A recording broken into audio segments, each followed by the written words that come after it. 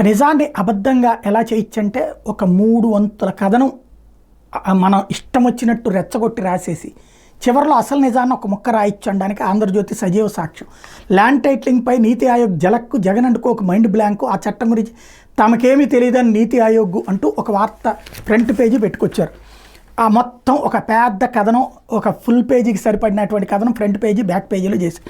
ఇంతకీ వీళ్ళు అడిగింది ఏంటంటే నీతి ఆయోగ్ సిఫార్సుల మేరకు తీసుకొచ్చిన ఏపీ ల్యాండ్ టైటిలింగ్ చట్టం ఎలా ఉంది అని అడిగిన ప్రశ్నకి మా దగ్గర ఎలాంటి సమాచారం లేదన్నారు. వాళ్ళకి ఎందుకు ఉంటుంది సమాచారం? వాళ్ళు ఒక ముసాయిదా పంపిస్తారు, వాళ్ళు ఇక్కడ చూసుకోవాలి, అంతేగాని వీళ్ళ చట్టం వాళ్ళ దగ్గరికి ఎందుకు వెళ్ళుద్ది? నెంబర్ 2, రైతులు భూములు అమ్ముకోవడానికి రాష్ట్రం అనుమతి తీసుకోవాలన్న ప్రశ్నకి ఏపీ ల్యాండ్ టైటిలింగ్ చట్టంలో ఏముందో మాకు తెలియదు, దానికి సంబంధించి ఎలాంటి సమాచారం లేదని చెప్పేసి నీతి ఆయోగ్. ఇది చూడగానే అదిగో చూసారా, కరెక్టే కదా చెప్పింది నీతి ఆయోగ్, అదే కదా చెప్తోంది అంటారు. అసలు పాయింట్ ఇక్కడ చూడండి. దేశంలోని అన్ని రాష్ట్రాల్లో టైటిలింగ్ చట్టం అమలుకి నీతి ఆయోగ్ కేంద్రం ఎలాంటి ప్రత్యేక చర్యలు తీసుకున్నాయి అన్న ప్రశ్నకి అసలు సమాధానం ఇక్కడ ఉంది.